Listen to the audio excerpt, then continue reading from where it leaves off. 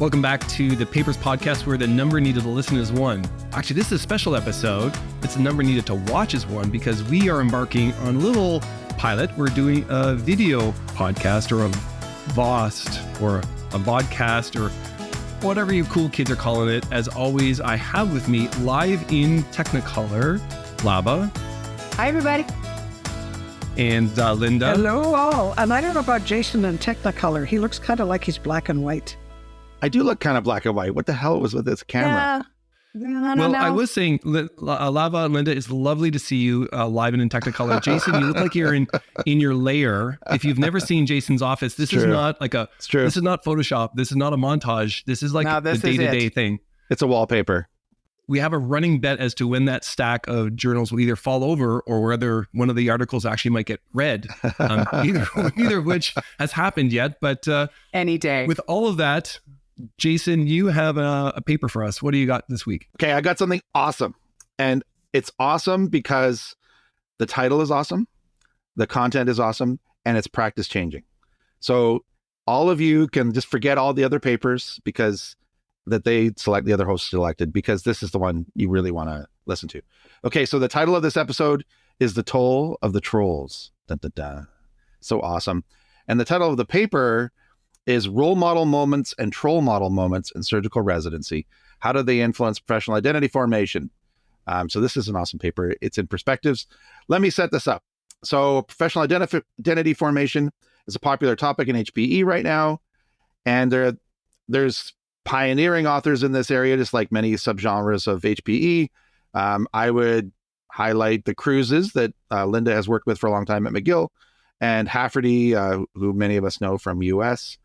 And there's some contemporary thinkers in this area that I really like Adam Swadsky and Robert Sternzis.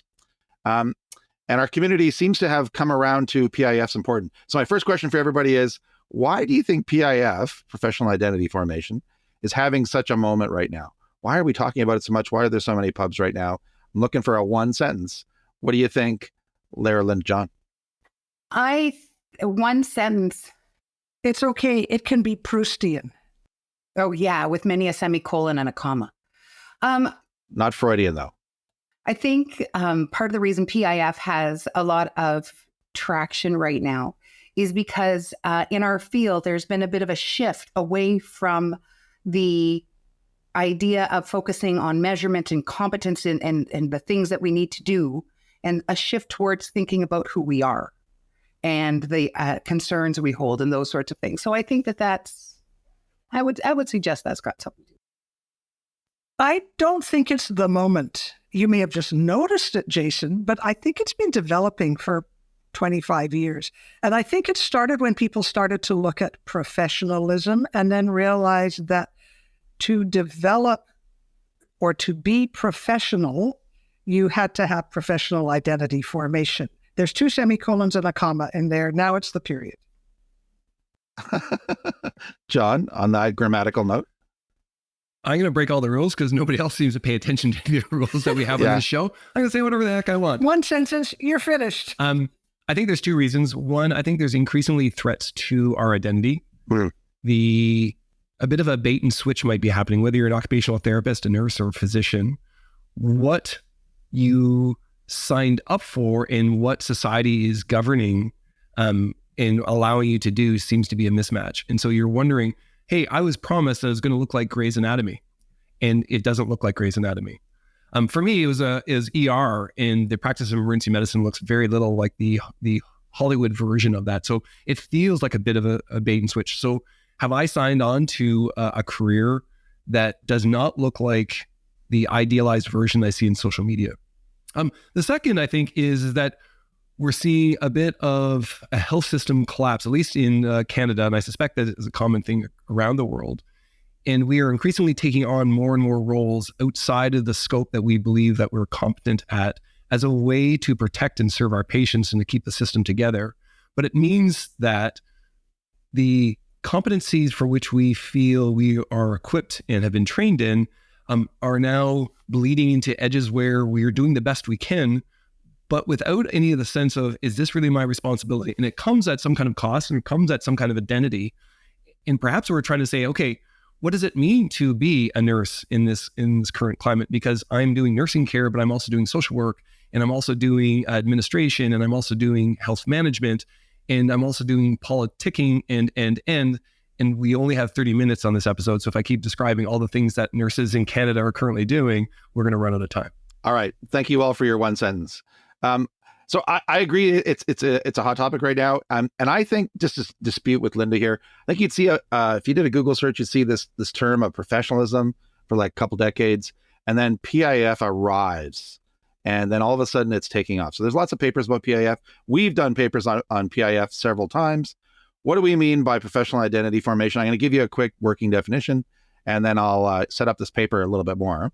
So how about this one? The process of socially constructed learning to integrate personal attributes, norms, behaviors, and values into those of a community of practice. So it's about an individual integrating into a community. I'm not sure about that. I mean, that's talking about the community, but identity formation is about the individual. I don't know where that one came from, but it's maybe community of practice, but it's also me as an individual. What's my identity? No, it's supposed to be all about a person's identity with respect to the community of practice. Okay. So this extensive body of research about PIF has imported ideas from other fields, help us understand the concepts, processes, and the influences. So that's kind of where we're at. And there's also this other body of work that is entering into this literature, and that's about role modeling. That goes back many decades. We know that there's positive and negative role models. The authors in this paper talk about the potential impact of role models on a formal, intentional level, an informal level, and in the hidden curriculum. They don't do a lot of defining of that. They refer us to other literature. The question that comes up for this episode is, what is the influence of role models on professional identity formation of our trainees? Do role model behaviors really get adopted? How do trainees differentiate between positive and negative role models when it comes to PIF? Okay, so my question for each of you is, can you briefly, without mentioning any names and causing lawsuits, think of a moment in your training where a role model influenced your own identity formation? I'm going to go John, Linda, Lara on this one. So to protect the innocent, I'll go with a made-up individual. When I think of a role model, I think of somebody who I actually wanted to kind of adopt a lot of their characteristics. There was someone very early on, they were that first generation of emergency physician who actually wasn't formally trained in emergency medicine, but bootstrapped themselves forward.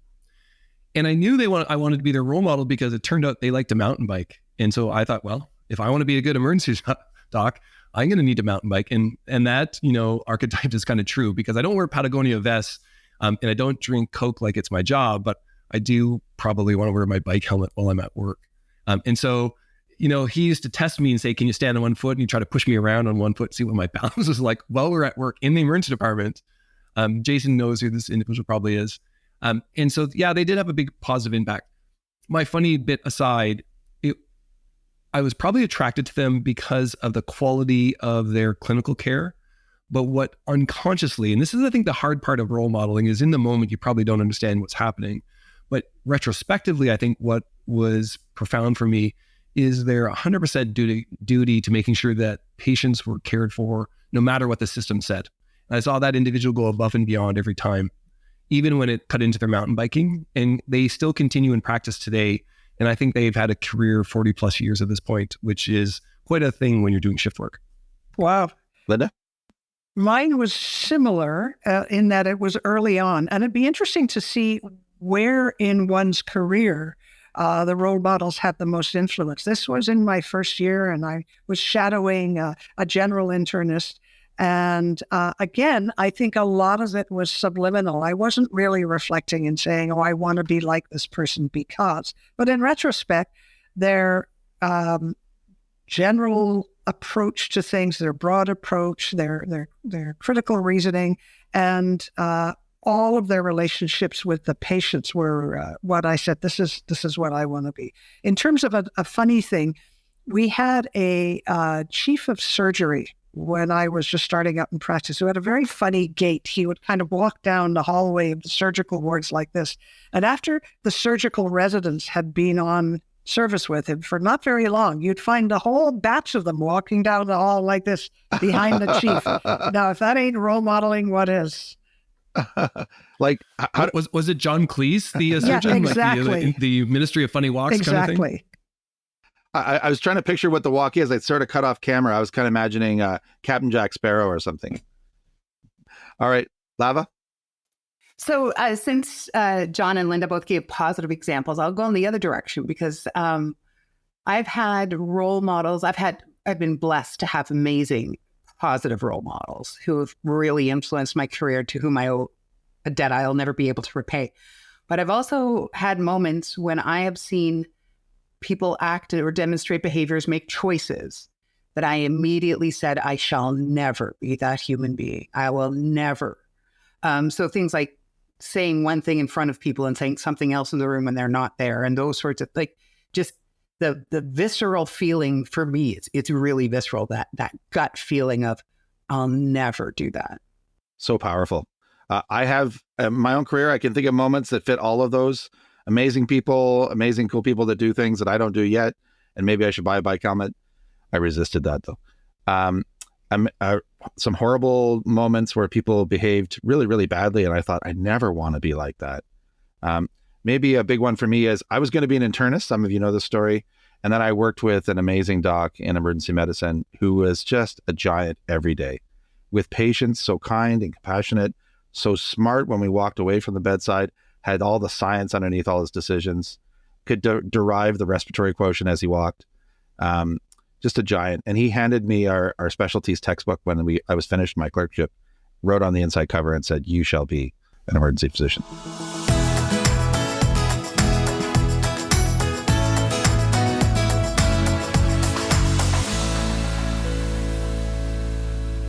Okay, so we all know that, hopefully you accept from these anecdotes, that role models can have a really powerful impact on our professional identity formation. So enter Joren Branson, I think I pronounced that close, from Maastricht in the Netherlands. The aim of this study was to explore surgical residence experiences with role models and to understand how it contributes to residents' PIF. Hopefully you find that interesting. Now, if you're listening to this and you heard that title and you heard the topic, you might already be thinking about what methods you would choose. This just screams qual to me. John's already calculating the p-value on people's role modeling. But here's what they did. They said they adopted a social constructivist paradigm in the study. They actually write that literally. There's a little footnote that says, because Lara told us to. And so there you go. This is Lara's impact on the entire literature. From previous literature, they defined role models as excellent clinicians who are displaying a humanistic style of teaching and demonstrate a high degree of professionalism. They defined negative role models as teachers who were uncaring towards patients and unsupportive towards learners. They drew on a couple of theories to make a theoretical framework. They drew on Bandura's social learning theory and the theories of community of practice. The authors used this to talk about the social processes of PIF through interactions with role models, taking into account local situations and context. So what they do, they used CGT, which we talk about often on the podcast, constructivist grounded theory. It was pretty standard methodology, though I'm going to ask my colleagues in a minute if they have any qualms. The authors recruited surgical residents from the Maastricht region via email and program directors. It was not mandatory, it's voluntary. Trainees were interviewed using a guide developed from the literature on PF role modeling, and it's provided in an appendix. Interviews were primed at first to think about 3 examples where they were influenced by a role model's behavior. The interviews were conducted by an educationalist without any connection to the subjects. So you can't say, that author was a terrible role model. You can't say that this time. Or you can, and they're just not in the room. They have a reflexivity statement. They had ethics approval. Transcripts were coded through constant comparison, discussed by the whole team. Analysis was supported by some software. And they said they followed the COREC guidelines for reporting qual data. And the data was anonymized. It's going to pause there. I'm really curious to see if you had any concerns about the CGT methods I described here. Linda, John, Lara. No concerns, just a question. What's the COREC guidelines? Does it stand for something important? I imagine the Q is qualitative. Yeah. Who wants to take this? John, Lara? COREC? Ooh, I will. Okay. So I will let you all find the actual COREC guideline, like citation. Maybe we could put that into the show notes. for the listeners. But these are guidelines. Now, it's really important because these are guidelines for reporting qualitative research. And so they're not guidelines for how to do it. It's not guidelines about thou shalt have this kind of power calculation. It's not those kinds of things. Instead, they're descriptions of how do you go about reporting qualitative research. So statements like, the considerations that shaped the way you think about sampling for your study, and those sorts of things. So it's a useful set of guidelines. Jonathan, I don't know if you found it. I'm assuming you're looking for it, but I think Bridget O'Brien was the first author of those, right? Beautifully made, lovely guidelines, but I'm always a little bit cautious about talking about them too much, only because when we look on the quantitative side of the house, you can use those like a checklist for rigor and those sorts of things. I didn't find the reference, but I do know the guidelines. I'm pretty sure it's Bridget O'Brien from UCSF, who is the first author. And I love your little hand waving there, Lara, about how it's not a checklist. It is a checklist. There's a whole list of statements. I can't remember, but there's like 20 plus statements. And when you classically submit yours for the co-reg, it's present, absent. And you might actually say in this part of the manuscript. So I love this. Oh, it's principles, but it's not checklist. If you put up jazz hands, and then you wave your hands, and then it's not a checklist. Jazz hands, as it makes it goes away. But jazz hands aside, it's not it doesn't function like a checklist like you would see, say, for like Prisma guidelines or quantitative reporting guidelines. They don't function in the same kind of way. So jazz hands apply because they're not the same. All right. I'm going to find a link. I'm just saying. Lava, while you have the mic, do you have any other comments on the methods? I don't have too many comments on the methods because I thought the study was really quite well done. And the only comments I would be making are really picking at the edges. They did a beautiful job describing their constructivist grounded theory study, their sampling, all those sorts of things. If I was going to pick at the edges, I might pick at their reflexivity statement. Maybe not the way I would have loved to have seen it, but like sincerely, I'm picking at the edges. It was really gorge. It was really nicely done. Okay, John, we got a gorge. Yeah, I don't have anything. There's no fatal flaw here for me. I wish that they had done a purposive sample, and I got that out. What kind? Purposive. I don't think you can say it either. Purposive. There you have. There was no O in it. It feels like a convenient sample. I'll spoil the punchline, which is they have an overrepresentation of males in this, and so it's not trying to sample across. And it's trainees. And so it's just the perspective of trainees. And so the second part is I looked at their interview guide, which I've started to get into a little bit more because sometimes we assume things. The questions are at a high level, which is important, but they also require a degree of reflexivity that someone who's contemporary in training might not see. And so I opened with my anecdote about in the moment, I was drawn to that individual, and only in hindsight can I look back with insight. And so they have 4 questions. They talked about a situation for role model behavior, which I think is a fine question. I'm going to come back to this because they lead with one of their conclusions being we need to get out of the role model venue and think about role model behavior. But it's kind of weird that they might have unconsciously already had an outcome because their very first question leads to their main differentiation of what's new. This idea of thinking about the behavior and not the individual, and maybe parsing together different behaviors in some kind of representation, some archetype across many different individuals. But then they ask things about how do you form an opinion judgment about the behavior of a role model? And that's a big kind of reflexive question to ask about somebody who is probably unconsciously or maybe not at a very deliberate way trying to model and mimic what they're seeing in their practitioners. We heard Linda's example of unconsciously they picked up the ministry of silly walks. I'm not sure, it certainly was my experience, and I'm not sure if this contemporary version is as connected to understanding why they're choosing role models rather than there's a pull and a push to there. Okay. So I just wonder about all of that. Okay. Yeah, you're typing madly and angerly, so I hear you. Well, I just texted Bridget because I can't find her thing, so I'm asking her to send it to me so we can put it in the show notes.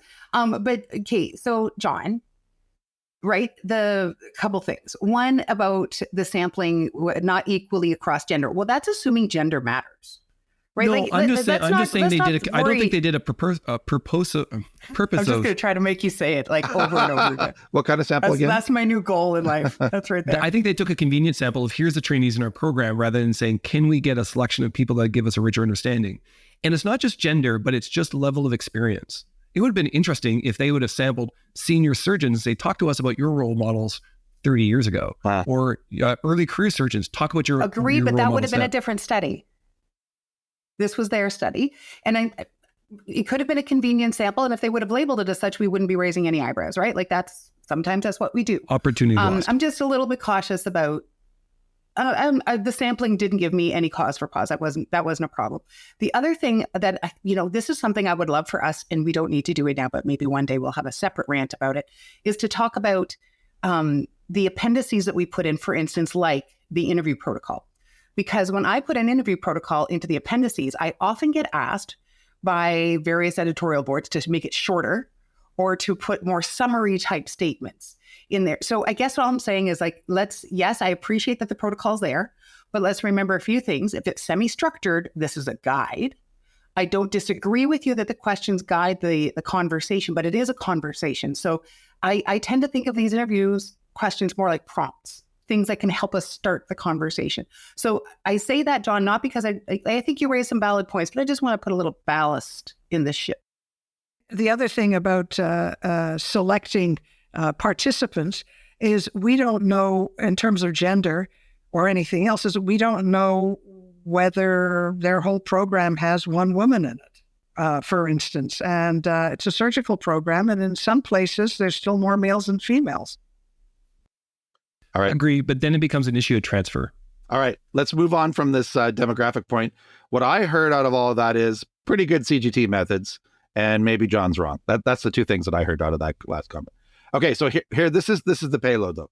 The payload now is what were their big findings? And this is going to change your practice. You got to really pay attention to this. So they reached sufficiency after interviewing 14 trainees. Their key findings, I grouped them into 5. The paper does it much better. Residents talked about role model moments, not about role models. And that may have been part of the priming, as John said. But this is kind of a different way of thinking of things that has implications. So they talk about role model moments that occurred from time to time in a specific context. This brings in the context. So the role model stands outside of context, perhaps, but the moments are already tied to an event. These moments were memorable, they were important, they were impactful. They led trainees to recognize values and behaviors that they might want to adapt and adopt. Secondly, they said emotions were a major component of these moments. And while others have talked about this paper really calls this out. The emotional tone of the residents' reaction to a model moment mediated the PIF process. That's a big deal. Number 3, the participants found the term negative role model difficult to use. By the way, I was always curious, did they do this interview in Dutch or English? The Dutch are so facile with so many languages, but I wonder in some of the ways that the paper flowed if there was a translation. So they found that term negative role model difficult to use. So they proposed role model moments for the positive stuff and troll model moments for the negative stuff. I just love that. So brilliant. Drop the mic.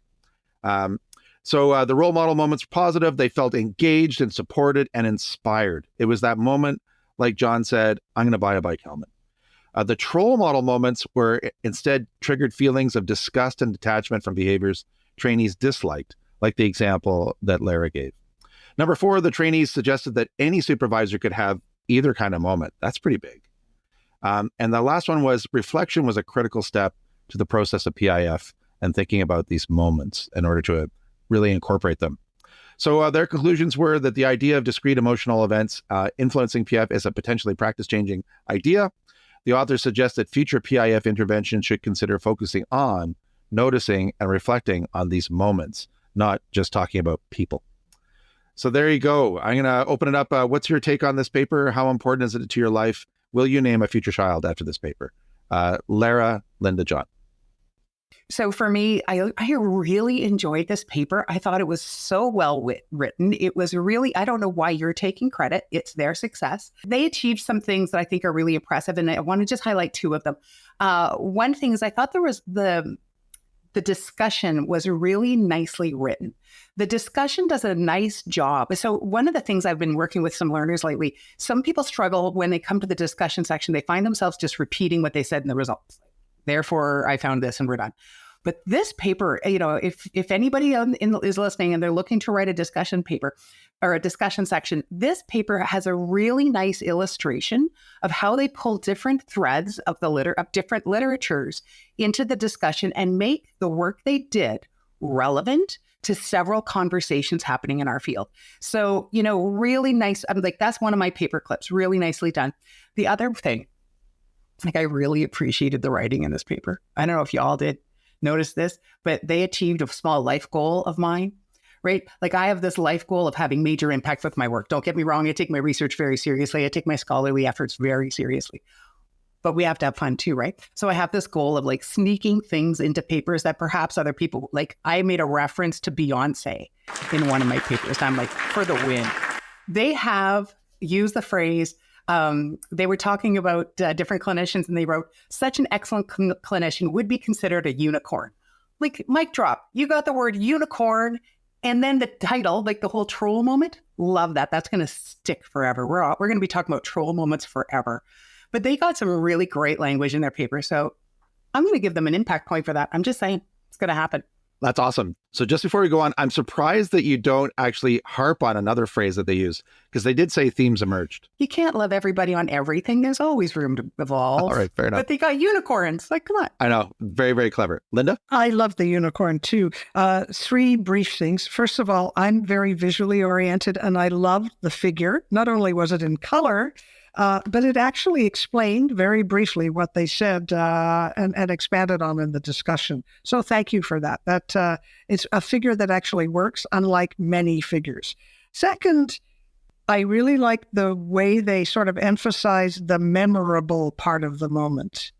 I mean, and I think we all said it when we talked about our role models, and I can think of the moments, and it was memorable, and it's not something that flew by. I can still cringe thinking about negative role models in med school. The third is something that Dick Cruz has said on a number of occasions when talking about role models. He says we're all role models all the time. People are always watching us, positive or negative.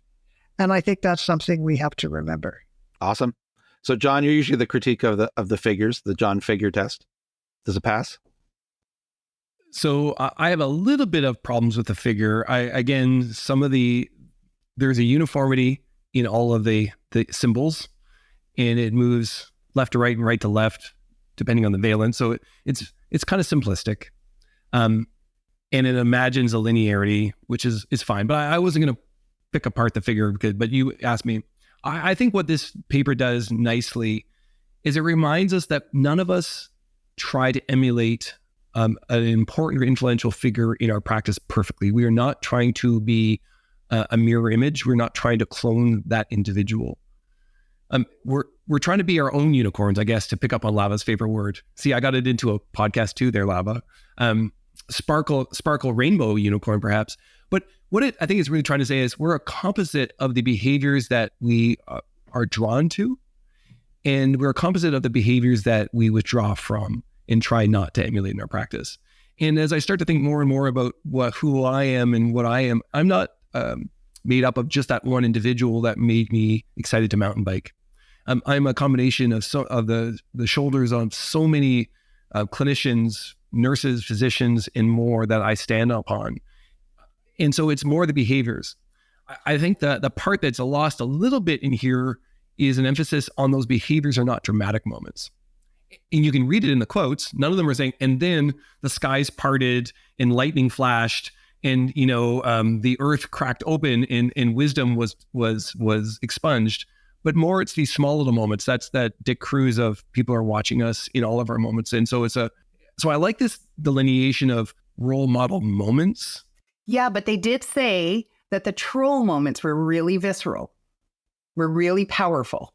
Remember? Emotionally powerful, but maybe not signaled with, and now I do the evil the evilness. Yeah. Or now I decide never to do that. Okay, and It was more, I think John's point is it was everyday things that they felt this emotional. Yeah, well, that's true. Yeah. We're really important. I agree. And I will point out that when the lightning flashes and the earth opens, this is the place to use the word emerged. And came out, emerged from that was a new identity.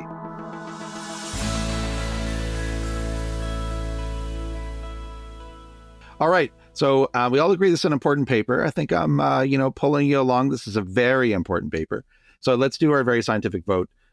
So first of all, 1 to 5 for methods. For those of you who are new to the podcast, a 1 is like, I'm going to print this and put it on the bottom of a birdcage. A 5 is like, even Lara will like it. And we'll maybe use it again another day, or, refer somebody else to it. Maybe name a puppy. I'm not saying she has to, or maybe a smaller pet, a lizard or something. But Jason, I like the inception where you get Lara to use the scale because she realizes she's on an outlier edge. That's a great inception moment. For the first time, she might actually do it. Okay, so speaking of which, let's do this. Let's just do the CGT. So 1 to 5, Lara, Linda, John. So I was going to give the paper a 4, but they get my bonus mark for explicitly telling me their paradigmatic orientation. So this paper receives a 5. There you go. Boom. Linda. Boom. I, too, will give this a 5. Same reasons. Yes. There was a little bit to pick at, but nothing that would make me lower it by half a point or a point. All right. John, got anything to pick with? I'm struck as to the methodology is great, but their decision around convenient sampling means that this is the results of a very small, and I'm not sure widely transferable results. I don't think it moves. And so they had a methodologic option where they could have said, hey, let's make sure that we have a diversity and some counterpoints to bring out a richer understanding of what role model moments might look like. Lara's all over this one. Can I get all over this, or are we trying to wrap up yeah, now? but both. But yeah, okay. Quickly. Okay, so dude, I wore a t-shirt in honor of you today. Oh, God. And my t-shirt says, I'm not arguing, I'm explaining why I'm right. So the big reveal. I would show him my t-shirt, but it's pretty ugly when you take this shirt off. It's a woolen vest more, really, I think. No, but sincerely. So one of the things I want to be really clear about, and just a little bit of caution about all the reasons why the scale is iffy at best. But remember, with qualitative research and when we're using constructivist grounded theory, part of the work that we're doing is recognizing that we can study small samples and learn a lot from small samples. And small samples can be purposefully generated. They can be samples that can be generated for maximum variation. They can also be generated through convenience. And that doesn't become a fatal flaw. I didn't disagree with you. That's not something that we have to then deal with or talk about or think about in our methods. But I just want to really put out there that in my opinion, and it is my opinion, but in my opinion, small samples studying small groups locally, that's really important and can generate insights that really are transferable. I agree with you. We have to explain why it's transferable, but I just want to put that out there. I guess my point is the experience of being in a gender-dominated specialty might be trickier to unpack if you don't have experiences that are not in the majority of you. Ladies and gentlemen, if you've just joined us, we are arguing after voting, at the end of the paper. We've already done this already, but we're just not letting it go because it's very important. Okay, so what this is called straining at gnats. That is with a G.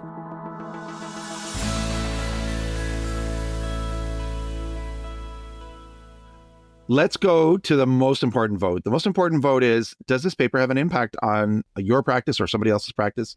Will you start saying role model moments? Because it does sound cool to me. Same order. Totally. I'm going to use this again. I think role model moments really work. Troll moments is a phrase that's going to stick. It's sticky. That's going to stick. It's going to be great. And so I'm going to give it a 4, but however, because they use unicorn and troll as terminology in a scientific paper, I'm giving them a bonus mark for fun. So it's a 5. That's outstanding. Yep. Linda? So I definitely think we will use these terms. And if that's a reason for a 5, yes. I also think another reason for a 5 is that this supports what some of the literature has said about role modeling and its link with identity formation. And it it talks, even the other literature, not this one, talks about the moment as opposed to the individual. All right, John, we got 2 5s. We have 2 pets being named, Troll and Roll. How about you? I'm not naming my pet. She will later. I'm going to give this a 4, but because I'm going to subtract a point because I want to troll Lara and her point additions, I'm going to balance the scale out and give them a 3. It's a minus troll Lara scale. I'd give them a 3. I think there's some really helpful things. I think the elocution or the alliteration, I'm not sure what the right word is, around roll and troll works great for me. It's sticky. And I think framing it as it's the behaviors and the composite rather than the individual, I think is helpful. But I don't think this is dramatically new. In fact, in their own discussion, they reference a paper that I looked up the abstract. I never read it, by Foster and Roberts, called Heroes and Villains, that was published almost a decade ago. And so this is building on that, but this is not dramatically new. But it's got a new phrase, and it's so cool. All right, I'm going to give, for both scales, I forgot to vote last time, it's 5 and 5. And I think this paper, I'd recommend you read this paper. See what we're arguing about. This is Dr. Branson from Maastricht. He's done this cool study. He's got role model moments and troll model moments. And I think all of us should be reading this paper. So on that note, we've wrapped up this paper. I do want to give a shout out, though. I just thought of this shout out. When John started struggling over purposive, I was at the American Board of Peds last week. The mighty Dan Schumacher from the Cincy crew was summarizing one section of that conference. And he made a point of turning to me at the speaker's table and saying the word in the mic, purposive, and said that was for John. So there you go, John. You got a shout out at a conference you weren't even at. And no one knows who John is. So there you go. Or in most places in life. Talk to you later. Thanks for listening. Bye-bye. Take care, everybody. You've been listening to the Papers Podcast. We hope we made you just slightly smarter. The podcast is a production of the Unit for Teaching and Learning at the Karolinska Institutet. The executive producer today was my friend Teresa Sörö. The technical producer today was Samuel Lundberg. You can learn more about the Papers Podcast and contact us at www.thepaperspodcast.com. Thank you for listening, everybody, and thank you for all you do. Take care.